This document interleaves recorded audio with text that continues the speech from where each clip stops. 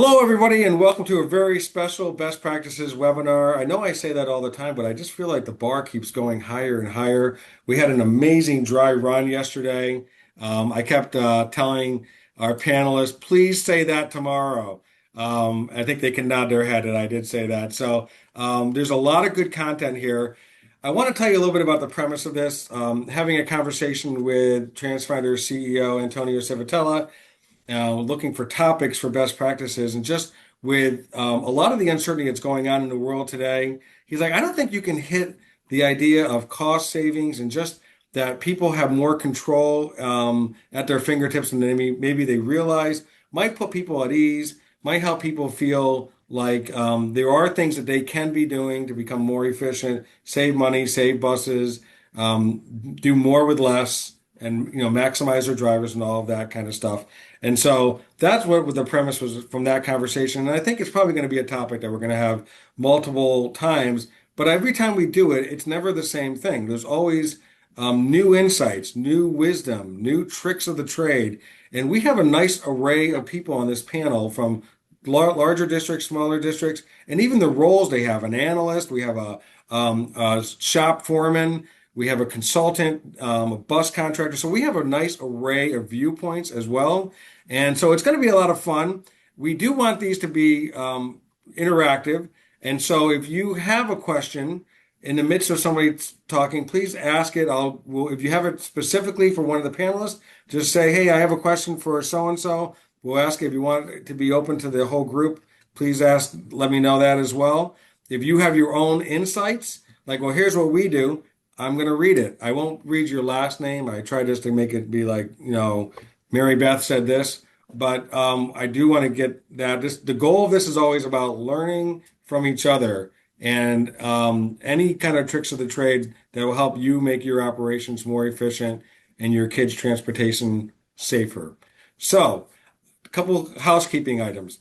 These webinars are always recorded. So usually by tomorrow, maybe even by the end of the day, they are up on the Transfinder YouTube channel. You can find it at transfinder.com.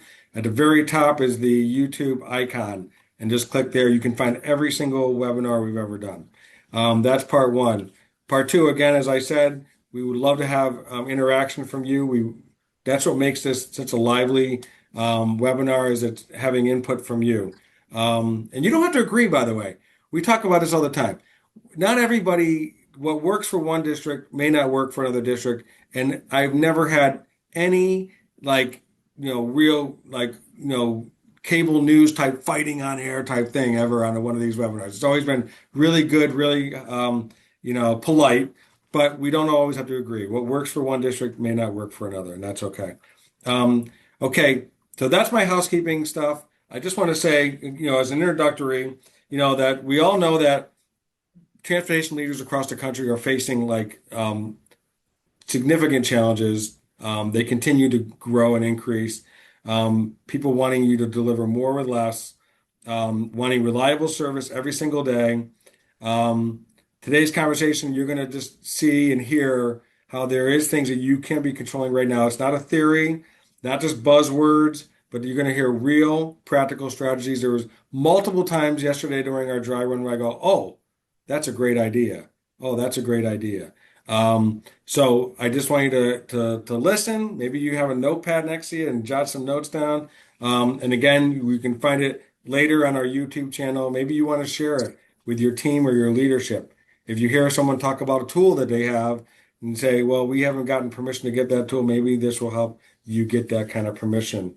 You're going to hear about from leaders who reduced routes and buses without cutting service, who used real ridership data instead of you having assumptions, broke down silos between drivers, dispatchers, departments, and then rebuilt the confidence during staffing shortages and all this intense budget pressure. So, without further ado, I'm going to introduce our panelists. And then we do have one of our panelists, Michael Howells, is got something he has to be at. It's actually a great thing he's doing.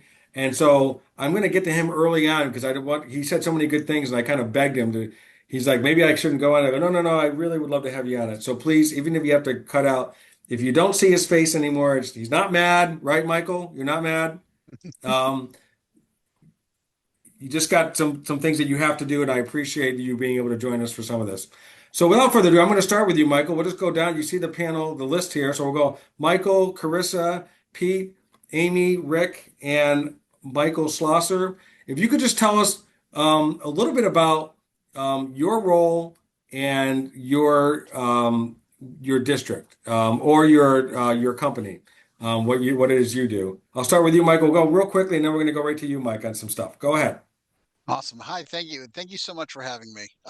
We love Transfinder here. We've utilized it a lot, and I love the opportunity to be able to help and give back to the Transfinder community. So thank you.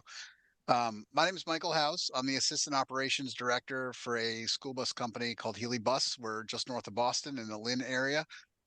We are a contractor, so we handle about 30 different schools and districts, some private, some public. We transport between 15 to 20,000 students a day. Um, and I have a background coming from being a school bus driver for about 10 years, special needs, working in school districts, running a transportation department in Vermont and Massachusetts, and I landed a wonderful career here at Healy Bus. Thanks so much, Michael. Carissa. Good morning. My name is Carissa Johnson. I'm from the East Stroudsburg Area School District in Pennsylvania, in the Poconos. I currently serve as the Administrative Services Analyst for the district. So my primary responsibilities include being the system administrator for our numerous information systems that we have. So our student information system, our FIS, our HR information system, and our operational systems, which include the food services, transportation facilities. So basically anything that it takes to make the district run, those systems sit at my desk. So I could kind of have a unique experience compared to many of you. So I've been in my current position for about 6 years, but I've been with the district for about 11.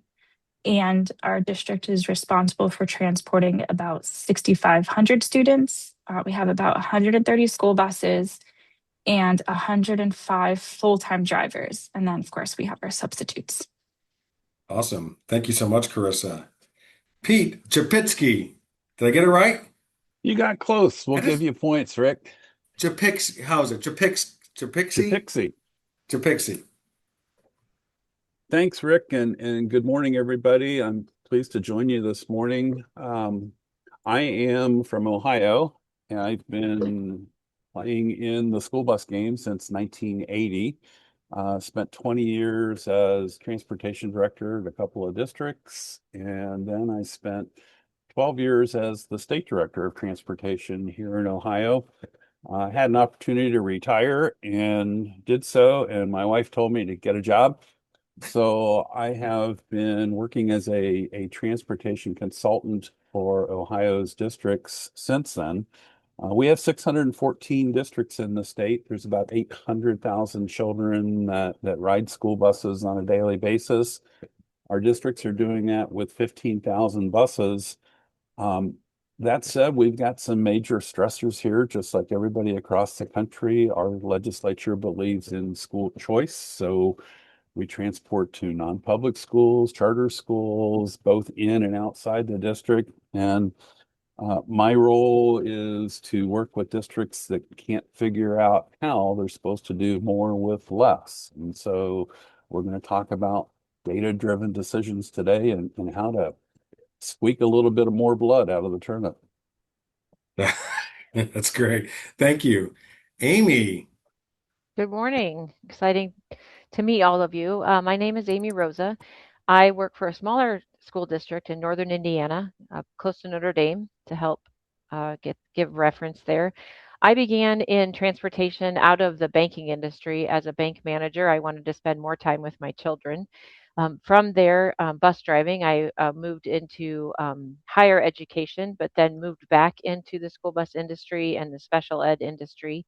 Became the transportation director 20 years ago now in this great school corporation in northern Indiana. Where then my first task was to find a routing software. So I've been with Transfinder ever since in those 20 years, and we've been able to work through efficiencies using Transfinder as a tool. So we're excited to talk about that today. Although hitting that mark again, since we're in that financial stress one more time. So roundabout, here we go again.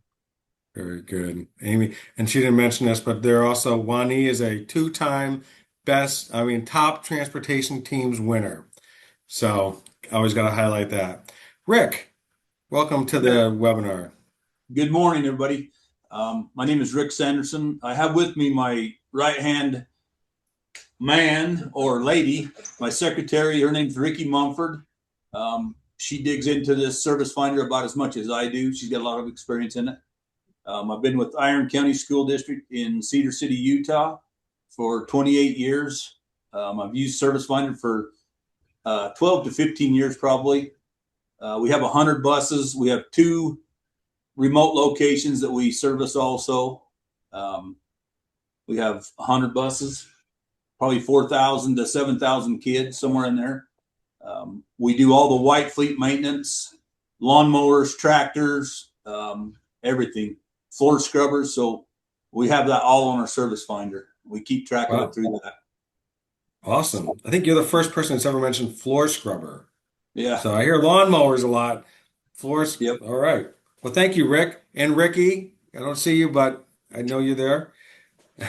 And Mike Slosher, last but not least. Good morning. My name is Mike Schlosser. I'm the operations manager for Springfield School District in Springfield, Oregon, not Stroudsburg, Pennsylvania. Oh, I've sorry. been here I'm in my 18th year. Prior to that, I spent 20 years in heavy equipment manufacturing. We have about a 9,000 student district, which is down significantly over the last few years, like a lot of people. We transport about 2,800 kids a day. We have about 90 bus drivers, and as Rick was talking about, my departments are also responsible for the entire district's fleet and equipment and floor scrubbers. But we are in a process of what we call a lean transformation here, so excited to talk about it. That's awesome. Thanks so much. I'm gonna turn it over. I want to ask Michael Howes a little bit of. This is an open question to everybody. And by the way, this is also for the attendees. So please feel free to enter in your questions or your thoughts as well. But my first question is, what are the biggest pressures that transportation departments are facing right now? And then how are those pressures showing up in your like day-to-day operations? And again, everybody think about that answer, but I wanted to start off with Michael House. Awesome. Thank you. Uh, again, we're a school bus contractor, so our perspective is slightly different than somebody working in a public school system themselves. Um, but one of the issues and the pressures that we're facing is finding the balance between policies, that includes contracts, school committee meetings, superintendents, the assets that you have. Again, vehicle maintenance, parts have become quite expensive, and of course, safety. And the other part of that is having buy-in and collaboration seems to be the solution for that. But again, we're a contractor, so we need to have buy-in and collaboration with multiple facilities and multiple districts just to make sure everything runs. But I think just balancing the all of those things right now is a huge has a huge impact on cost and budgeting. Yes, absolutely. Um, Anybody else want to kind of tell me if you have a slightly different perspective on that, but anybody else want to jump in on that? The biggest pressures that you see in transportation departments that they're facing and how it's actually bleeding into the day to day. I I think what we see is obviously we're still dealing with people. And what we have encountered when you are short-staffed or people out on long-term leave or sick leave, your staff or shop staff are covering those. And what was happening is they were falling behind on their regular work because of that. And so we were looking for different ways when you're stressed on getting your job done, you have to find a way to do that without adding additional people. So we went through a process. It's called the lean journey, and we can talk about that a little bit later. I'm looking forward to that because that is exciting. Amy, how about you? Yeah, the state of Indiana has recently had some policy change, and so funding is a huge problem right now. So we're seeing property tax changes every district. Unfortunately, we were sitting at a place where it's hitting us a little bit better But I'm seeing, especially with bus purchasing, everyone's talking about pushing bus purchasing away, down the. They're not buying buses, and that's just kicking the can, down the road, which is causing a huge safety problem. And it's going to end up being a financial burden for somebody 12 years down the road. We have a 12-year bus replacement plan. Um, it's it's a huge problem for the operation fund. It's going to drain the education fund to try to keep the operation fund up and running. So, and then it's cutting services. So we're seeing more kids having to find their own way to school, which we know that's more dangerous than to be in the school bus. So it's impacting safety, which is the worst place you can impact students. And then on top of that, we're also looking at the potential of having to provide more services, where we're looking at not only providing public ed but charter and private schools as well. So stretching an already trying service industry with less funds, but expecting us to provide miracles across the board. Very good. Anybody else want to add anything? And by the way, attendees, please tell me also your place that you're seeing that biggest pressure that you're facing. Maybe it's just hearing pressure from the school board.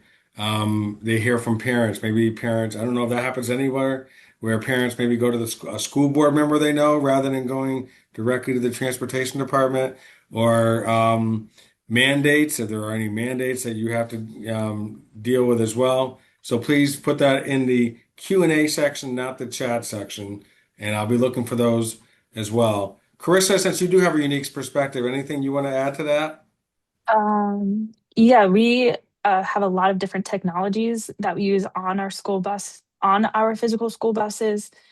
So like this year we started using Stop Finder, our parent facing app, and now we've gotten to see the trickle down of how it's kind of dependent on everybody's role in within the transportation department, utilizing the technologies that they've been given, since they all are interrelated and directly affect each other.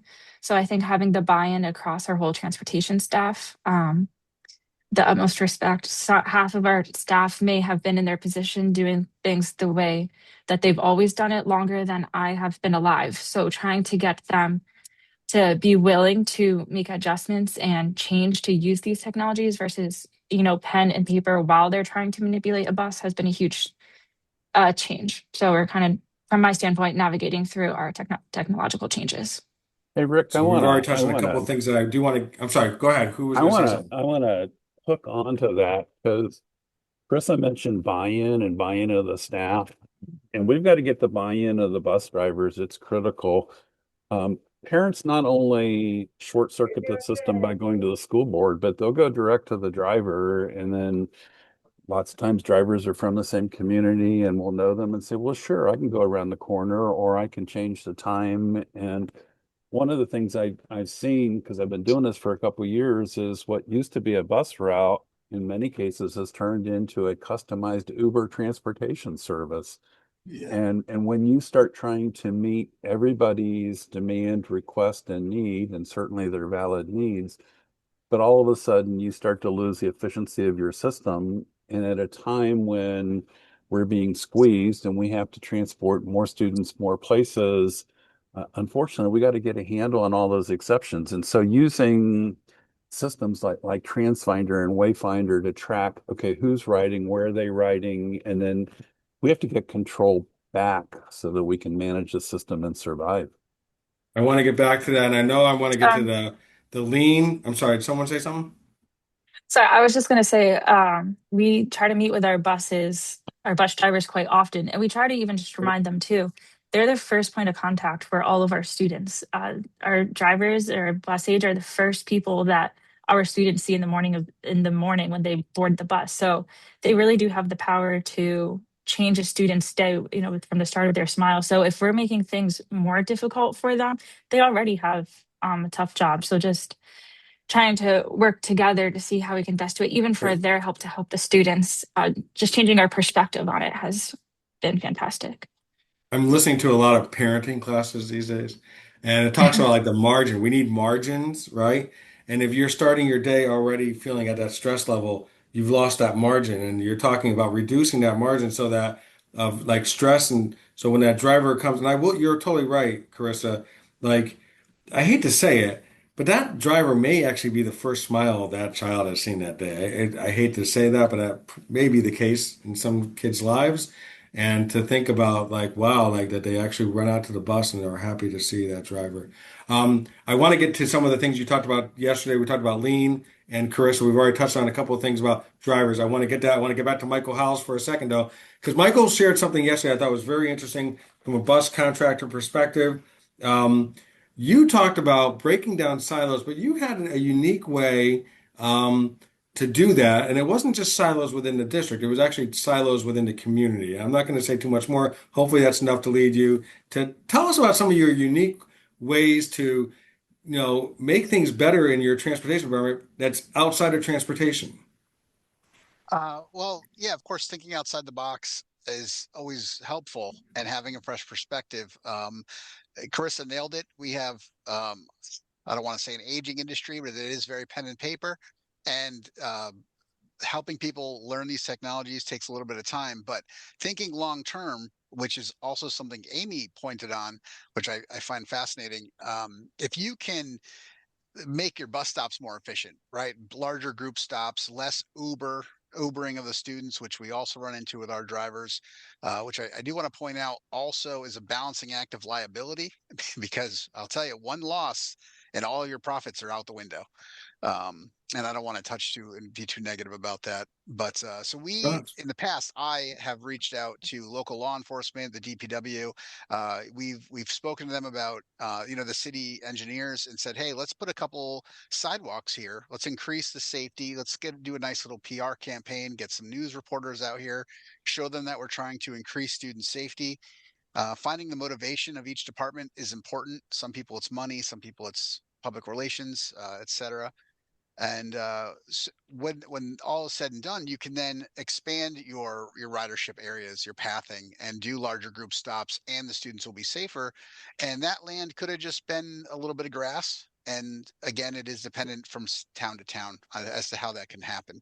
But reaching out to local law enforcement and DPUs and things has been extremely helpful for us. I just think that I don't know how many people would do that, reach out outside of the school community, but just thinking about going to the highway department. So I just thought that was brilliant, really brilliant.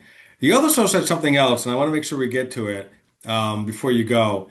And that was about really knowing your district policies and reading it with a fine-tooth comb and seeing where there might be some efficiencies that you might have at your disposal. Correct? Can you share a little bit more about that? Oh yeah, absolutely. So as I said, we deal with about 30 different schools and districts, and the bidding process with a public school district is very different than it would be for a private school or a charter school. We essentially write the contracts in collaboration with the charter and private schools, and so it's weighed in favor of both parties. But the public school districts essentially have to put, in Massachusetts at least, have to put out their request for new transportation to what they call bid. And we have to read every single line as a contractor specifically and say, can we do that? Can we not? What is the cost of that? And we have found using the Transfinder product that we're able to streamline a lot of the processes, and that creates an efficiency administrative wise on our end. And I was actually going to ask Carissa if StopFinder has increased her administrative time lost answering parent phone calls about where the bus is, because they can see where the bus is, and that offsets some of the costs as well. But if the district doesn't call for these things like a parent app or anything like that, we still utilize the forms, the reports, the data analysis of Transfinder um, to essentially analyze and meet all the needs of those students. So we can be proactive with the students, but we can also be efficient and show the district, hey, look, we can, we don't want to reduce buses because we're a contractor, right? So that is a little bit contradictory to what a lot of school districts want to do, but we are able to streamline the process for them and show them where the inefficiencies are, and then walk them through, hey, here's the ridership information. And then we start a conversation about HIPAA laws and how do you get that information to us without violating student information. And again, Transfinder provides all those tools. Very insightful. Carissa, did you want to jump on the Stop Finder thing real quick since he did ask you?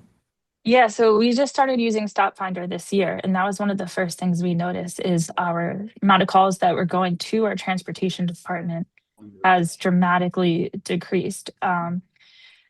Before, and we still continue to use Messages XR through Final Site for our mass notification system. So if a bus was running greater than 10 to 15 minutes late, we would send a text and a phone call to the families letting them know.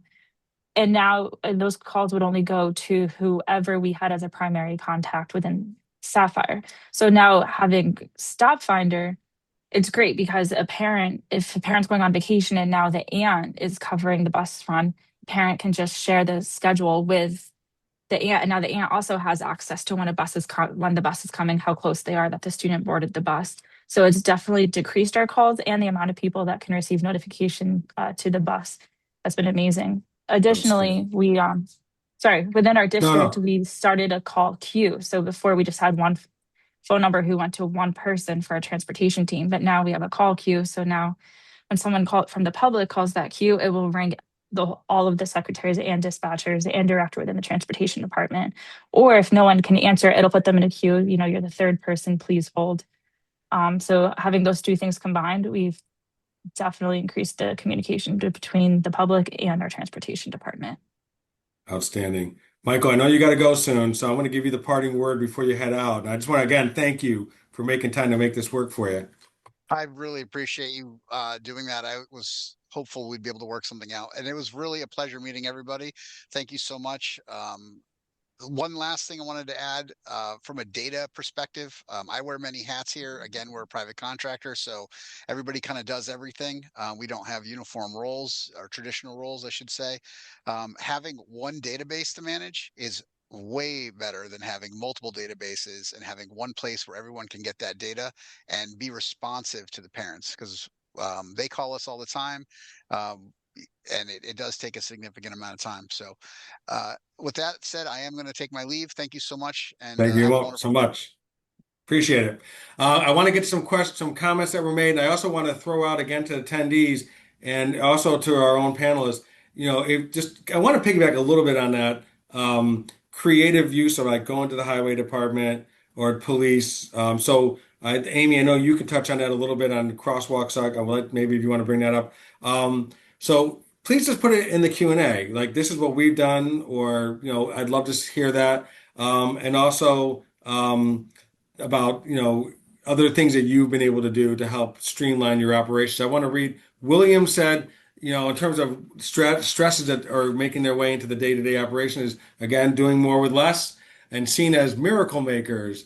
Everyone's comments you guys are all saying are spot on, so I'm not surprised. That's awesome, even though it means it's challenges.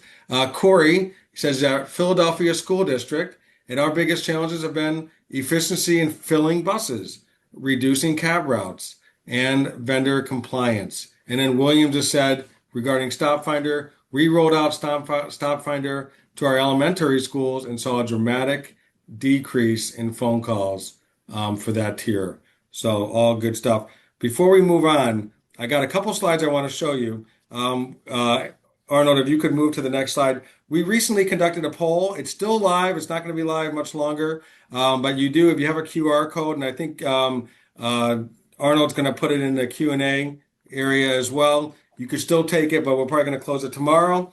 Thank you, Arnold. It's on school bus routing efficiency. I'm not going to release all the details now, but I did want to highlight a couple things just as fodder for our discussion. First question was, how efficient are school bus routes today? And 70.2% said they were somewhat efficient, room for improvement. 15% said very efficient, optimized with minimal excess.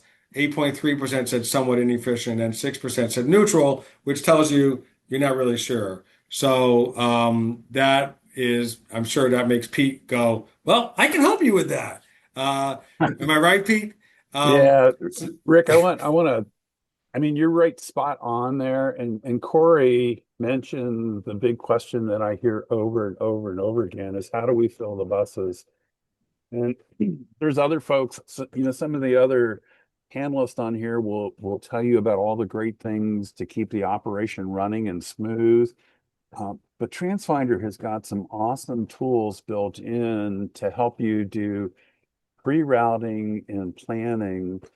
And I found over my career that the more time you spend in February, March, and April doing pre-planning for the next year, the better off your efficiency is going to be. We're all about driving efficiency in buses. And here in Ohio, we define efficiency as how many kids have you put on the bus? And so we actually publish a benchmark for every district, not on, okay, is the bus full, thinking that's 100%, but we measure efficiency based on what are other districts putting in their buses. And so we kind of come up with the average load. And we want every district to be able to exceed that average load. So, Rick, if you want, I can just jump into a couple of tricks that we've used here, if this is the Sure. time for that. Yeah. Um, Really, the goal needs to be when you're designing your routes is to remove the phantom riders. So, I mean, there's two schools of thought when you go routing. There's the old school of thought where you need to provide a seat for every child in the district. And that worked in the 80s, not so much in the 2020s, because if you're only putting 5 kids on a 60 passenger bus, okay, let's call it what it is. It's not 66, it's a 44 passenger bus, right? Because we only put 2 kids on the seat. But if you're only putting 5 kids on there, you're not getting all the work out of that bus that it was designed to give you. And let's face it, you're wasting the energy of the driver on that vehicle. So one of there's two tricks here. One is your drivers need to accurately track who's riding and who's not riding. And so that's a current year problem, right? Use Wayfinder, use the other tools that Transfinder is making available to you. When a child doesn't ride the bus for, here we'll use 10 days as a benchmark, we take them off the roster. And obviously, if you do that, you need to send a note to mom and dad saying, okay, your child hasn't been with us. We're taking them off the roster. We're going to reallocate that seat for another child. Don't send your kid out to the bus stop unless you call us first, and then we'll reschedule you. But if you do that, you can eliminate a whole lot of baggage on each bus, if you will, because you're only going to be serving it for the students that need the ride. Take that data, move that into an alternate data set in the spring of the school year, and then you can start modeling your new routes for the next year, designing them so that your buses are full. So you're either going to run into I'm out of seats or I'm out of time. Lots of times we run out of time. There again, if you take those maps of your stops and show where the kids are living and where the buses are stopping, time after time after time, I've gone in with a Transfinder map to a school board saying, look, we're making 20 stops in this subdivision. That's taking us 2 buses to get it done in the time we got allotted. If we can have these children walk 1 block further, which is still well within our half-mile tolerance in Ohio, then we can do it with 1 bus and we can reallocate that other bus somewhere else. So if you use those tools together, and by the way, if you have a parent that goes to a board member saying, "Get me to a stop. I need this. I need a personal favor," educate your board, show them what the cost of that stop is, and do it graphically because they understand pictures much more than they do conversation. The bottom line here is if you plan your buses to be full, eliminate the half full buses, you're going to save cost, you're going to save on vehicles, and you're going to save And on those drivers. phantom riders you mentioned, I didn't mean to cut you off, Pete. I'm sorry. Go ahead.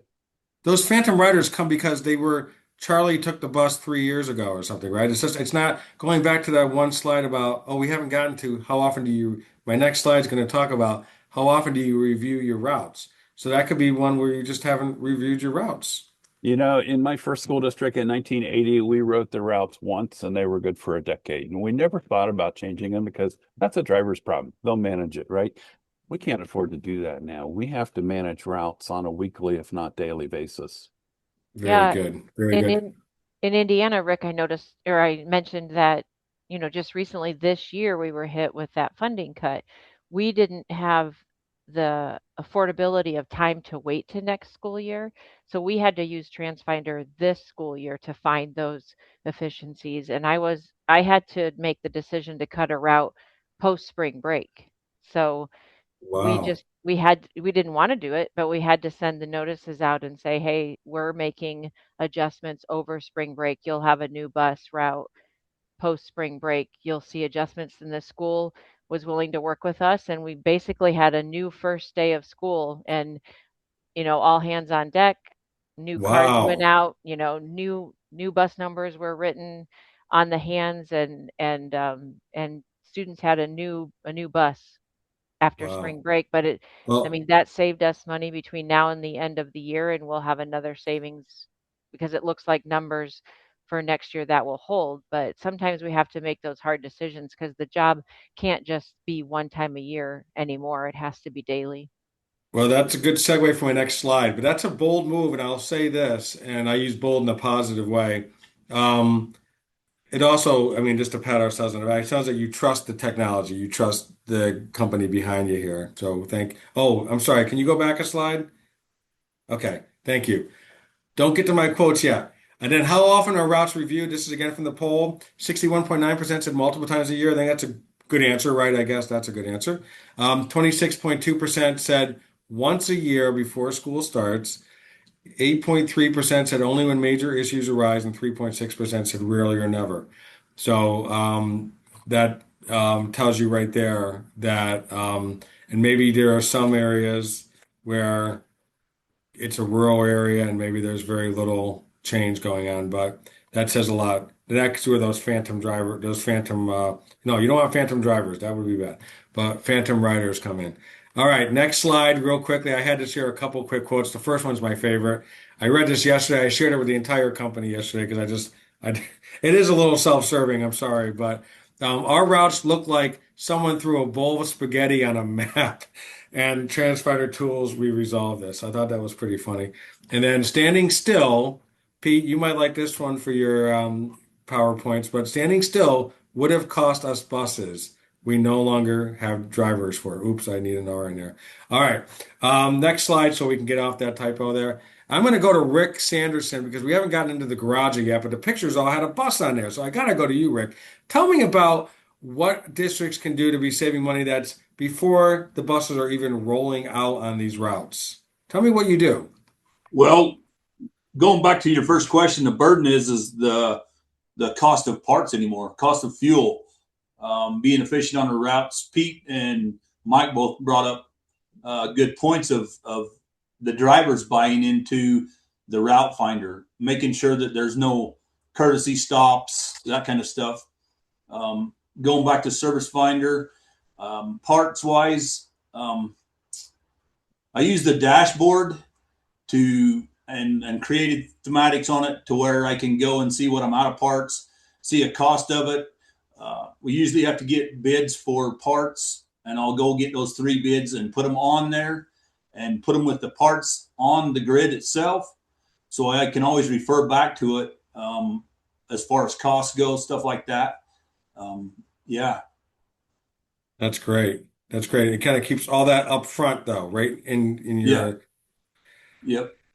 Yep. Mike, yesterday you said during the dry run that you, if I'm not mistaken, you cut 1.3 million from a $7.9 million budget. Is that correct? Something like that? Yeah, that's correct. Where did that, go ahead. Where did that savings come from? Well, it actually started, to be honest with you, when I went to your client summer in San Antonio a couple of years ago.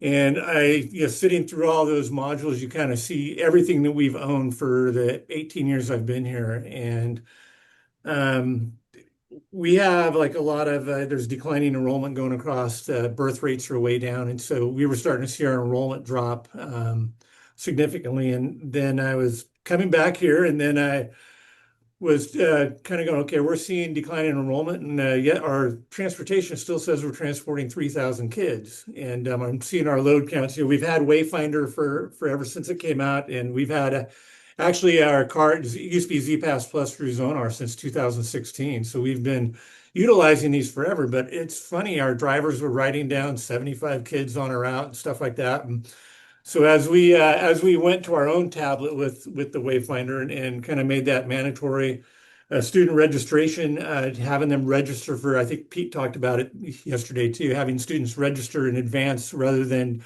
auto assigning every child that's eligible to ride the bus, started seeing all these inefficiencies. And it was costing a lot of money. And so 2 years ago, the first step, we were able to use routing, in Route Finder to use optimized routes and overlay them. We were able to cut 7 routes out of our gen ed routes.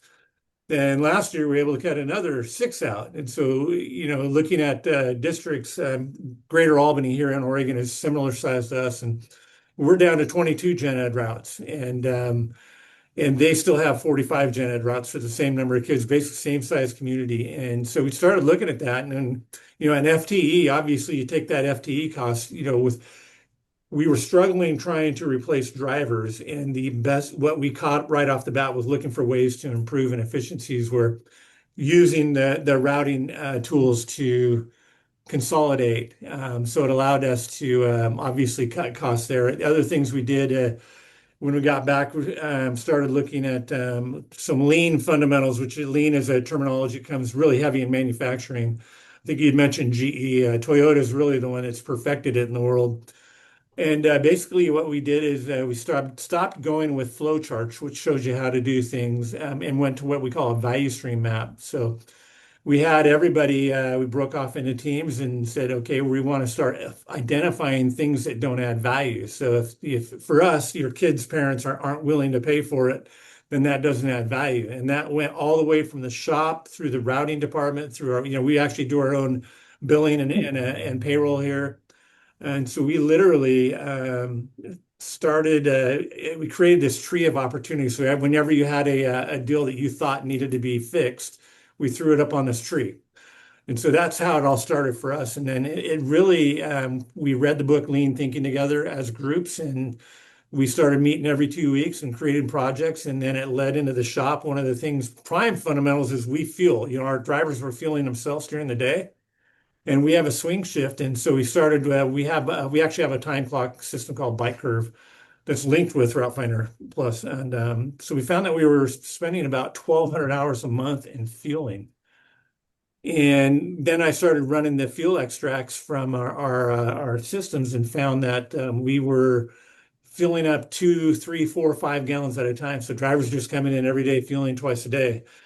And when we moved that to our second shift, the first thing you see right away is I have a 166-hour a month person doing all the fueling and not having that. So that was a huge savings. Other things were looking at our software and consolidating it, learning back there when you guys had your own version of when Stop Finder was actually the card readers and things. So it's been a trickle down effect. It's really contagious. Once you get the buy-in and you involve the staff, they become the managers of all the processes and the improvements. And I really just sit back and sit in the meetings now and watch the cool stuff they're doing. And the word is muda, it's waste. And so everything they go, it is ingrained in them in a little over a year and a half that's wasteful. Billing that used to take weeks takes a day. Awesome. Instead of batching things together, it's like our shop. Everything flows through our shop. That's awesome. Does that resonate for you, Rick? Yeah, everything does. That's great. That's awesome. You talked about buy-in. So, Rick, did you want to say something? No, go ahead. Okay. I'm going to go to Carissa, but I want to go to you, Amy, in a second as well.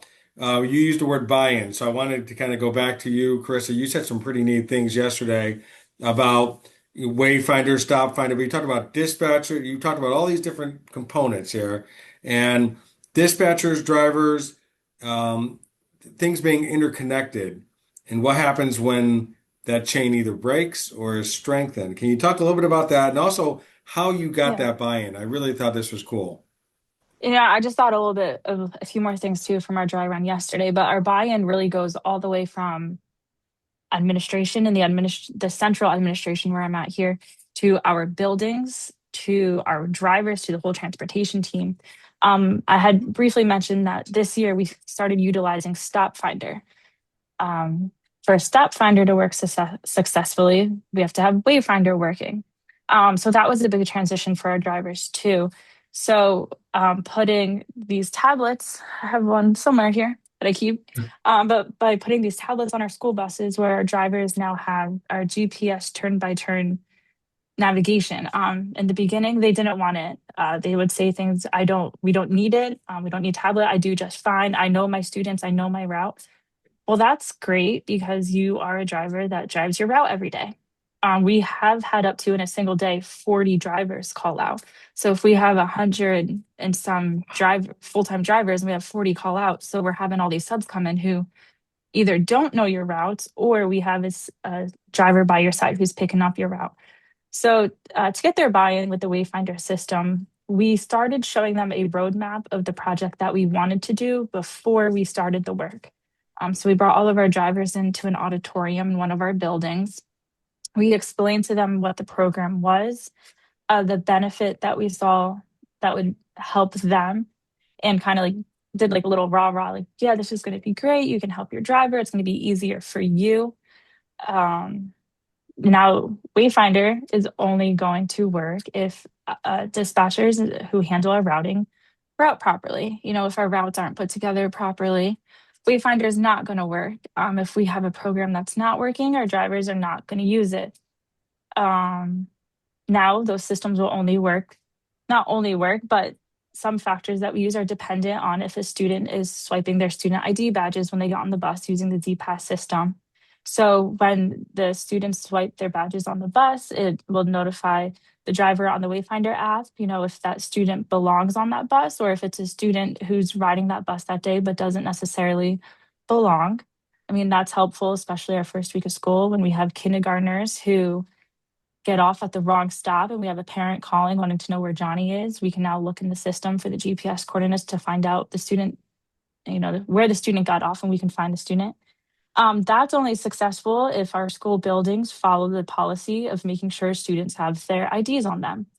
We did find out we have 10 schools, so we had some elementary schools who were afraid of students losing their badges, so they would collect the students' badges when they left at the end of the day. So those students never had their badge. So then the system, so just seeing the overall concept of how everyone Yeah. plays a role in the success is amazing. Because alongside of, I think we have most of the Transfinder products, right? So we use Route Finder, Chat Finder, Form Finder, Service Finder, Stop Finder, Trip Finder, View Finder, all of them. We also use our Zonar products, so our Zonar Coach system, Zonar GTC, Zonar Fleet Portal. And then we also have our school surveillance system. We use 247 security. So using all of these products together, it kind of requires everyone to be on the same page. Very good. And you didn't make it a mystery for the drivers or for any of these team members in their various silos. You kind of No, yeah. brought it to. We kept them updated straight from the beginning. And we all know exactly when roll out a new implementation who's going to be the first one to have something to say about it. So we kind of identified who those people might be, and You're being very diplomatic, Carissa. Very diplomatic. and we encouraged them to help. Be like, hey, we have a special project for you. Like, we are going to start using this system. Excellent. We want you to help us pilot it. You know, identify all of the, so we kind Very, of gave them the grace to be able to identify all the issues they're going to see, so that way we could, you know, work out the kinks and so it could be smooth. Because if parents are seeing that, if we want them to trust using the Stop Finder app, it has to be accurate. If it's not accurate, they are going to lose their trust in it very, very quickly. So even just working with the public too, to say, hey, we are implementing this. If you are interested in being a test parent or a test caregiver, let us know. And then we worked with, so we started with families who have students in the district. We worked with them first. Then we rolled it out, you know, building specifics. And now I think we have a great success rate. So at the end of this school year, we're going to reanalyze and even consider using only Stop Finder to notify parents of a late bus and not using our mass notification system. So we're that's headed in the awesome. right Well, direction.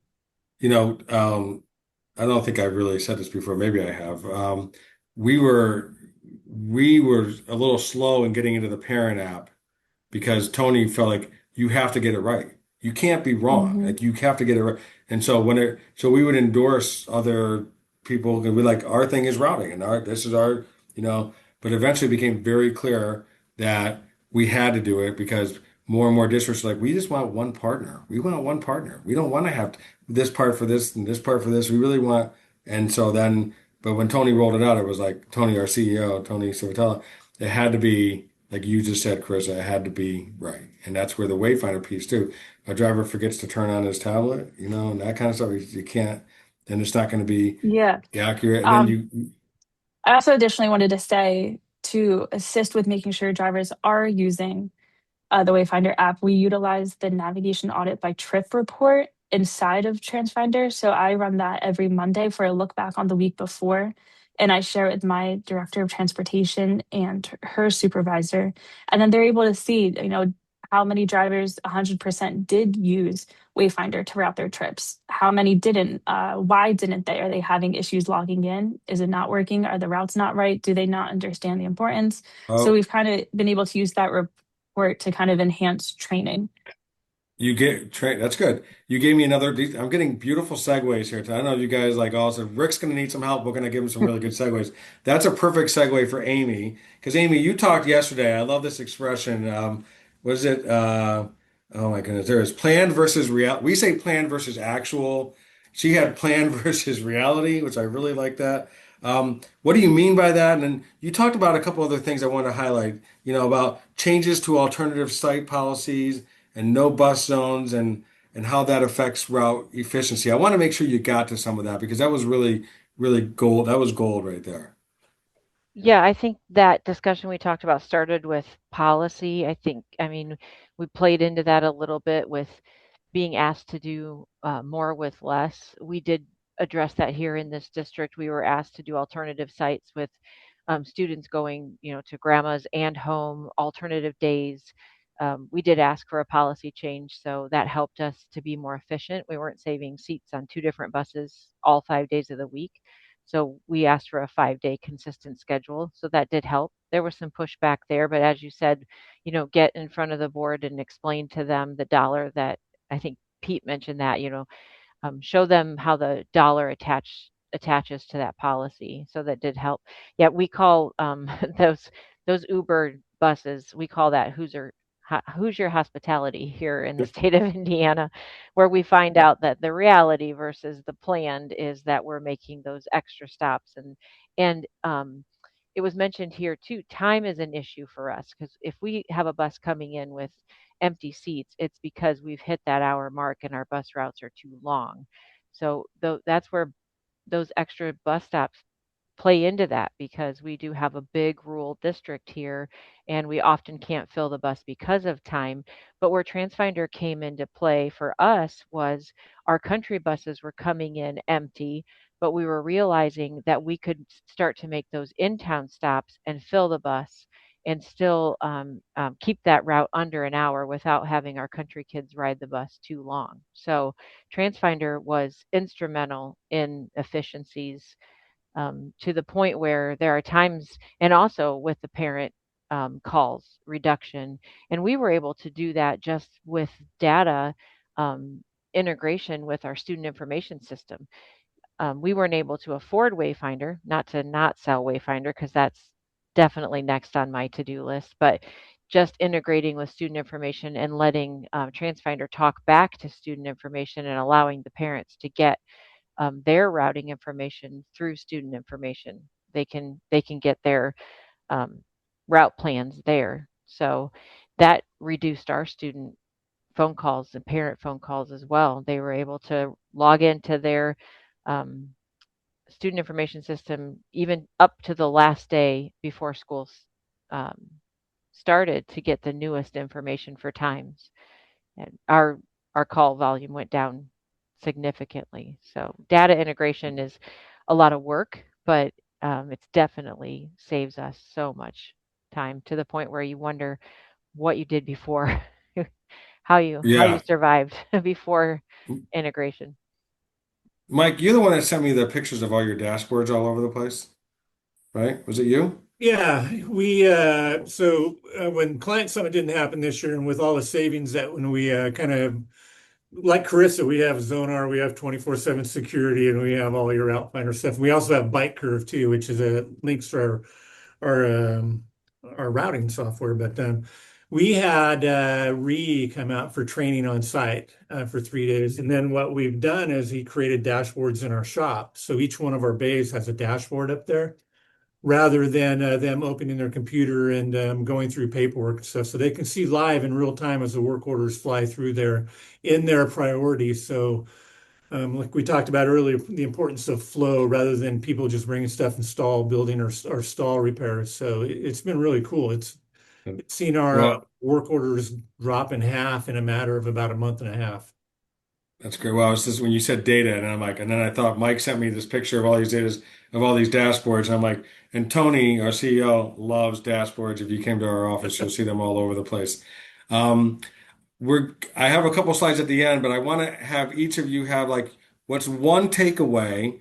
I'm going to go with you, Pete, first, and then end with you, Mike. Um, One thing someone's here and they're going to go back to their office, or maybe they're going to go to their superintendent or their school board, or one thing that you want them to take away. What's that one thing? Pete, I'll start with you. We'll go to Carissa, Rick, Amy, and close with you, Mike. And then I've got a couple more slides.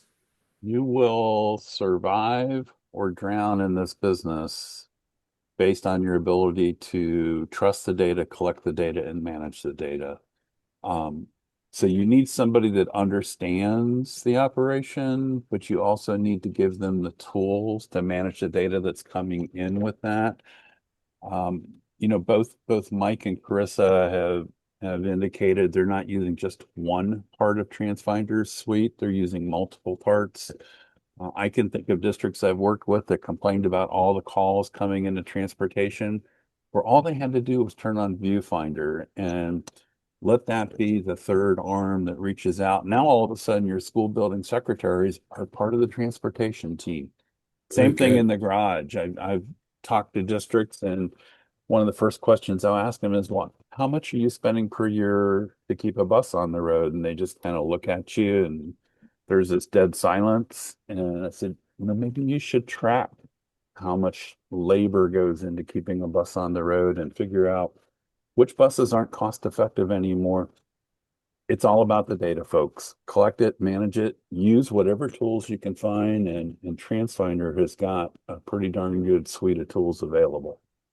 Awesome. Thank you so much, Pete.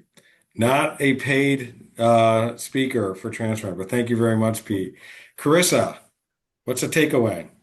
I think too, learning the systems that you have and what their capabilities are, and just keeping in mind that we are all working together for the same goal. So it may not always be a finger pointing thing. Let's just use the systems that we have. Let's make the data driven decisions and work together, because really we all just want to transport students to their destinations safely and most efficiently. So just keeping in mind our end goal. That is great. Thank you. Rick. Um, our bottom line is safety of the kids. There's a lot more to Transfinder than I think that I know. Ricky and I dig into it a lot all the time, and there's always different avenues, different perspectives you can take of it. The data that Pete talks about, collecting all that and making choices and judgments off of those. Very good. Thank you. Amy. Yeah, definitely echoing what Pete said. There's no routing software that you're going to push a button and it's going to do everything for you. Know your district, know your policies. I love that, like the third arm, put people to work for you, do the work up front and do it every day. Like get in there, dive in. The more you do up front and the more people you get on board with you, the easier it's going to be. It's going to start to flow, and you literally are going to look back and it's going to get easier. It will. There are some days I walk away and I think, okay, did I work today? Because today seemed easier than it did 20 years ago. I sleep Oh, that now. I sleep better than I did when I first started because I put in those 10, 12-hour days at the beginning, and it is getting better. I won't start over somewhere else, I'll tell you that. that's good stuff, Amy. Thank you so much. And Mike, close us out here. Yeah, I think it's everything you do should revolve around the students, and that it kind of includes efficiencies and identifying and eliminating waste. And I think a lot of you guys have been in this industry a lot longer than I have, and it's amazing when you utilize the tools in your toolbox, which is our routing software, our service software, our Zonar, stuff like that. They tie together, and if you don't utilize it effectively, you're basically just creating waste. And once you start identifying that, and you don't do the things that don't add value to the students and the parents and the community and the school, then it starts flowing way better. And, that's really where we're at. We're not going to do it if it doesn't add value. That's very good. That's very valuable. Thank you all. I want to thank our panelists. Amazing. You guys really are amazing and really appreciate all your insights. There are so many nuggets that came from this. Um, we are always looking to collect stories, best practices, our goal, and this can be a Transfinder client or not a Transfinder client. If you have a way to run your operation better, you've learned some sort of trick, we want to share those. And so send it to us, and you might find yourself in a white paper, or you might find us asking you to be on a webinar and sharing your insights. So always love to just get tap the best of the best. And I know that the best of the best attend our best practices webinar. So go to mystory@transfire.com and just say, I have a story, or say, I want a tip I want to share, whatever. And then we will follow up with you. Okay, next slide, please, Arnold. As Amy knows, best practice, I keep saying best practices. Top Transportation Teams is coming up. It's a great program. It's free, and you will get feedback from your team that takes anonymous surveys. And I know we did a webinar a couple months ago about how that feedback helped them get better. Whether they won or not, they still were winners because they were able to learn that, these are some issues that we need to work on. And these are some areas that we're doing really great on. So we've got to keep doing that. And this is some areas that we can maybe strengthen up. The winners do get a full expense paid trip to Reno, Nevada. And they get one member per team. And STN is gracious enough to cover the cost of they give a scholarship to attend this amazing STN Expo. And we cover the cost of air travel and hotel. So go to toptransportationteams.com. You can see all the details there, but you got to get moving on it because we are getting close to the deadline. And then last slide, I believe, is when our next best practices webinar will be. Mark your calendars for May 28th. We were going to have it the week before, but then I realized that was right before the 3-day weekend for Memorial Day, and I thought that probably wouldn't be a great idea. So it's going to be May 28th. If you have thoughts and topics that you want to cover, we have some already kind of in the mix that we're thinking about. But if you have thoughts, we'd love to hear from you. But until then, I just want to say again, thank you to all the attendees, and a special thanks to Arnold. Thank you for running the back end, always a huge help. And I want to thank our panelists for just really sharing all your insights and taking time to do this. Hope you all have a great rest of your day.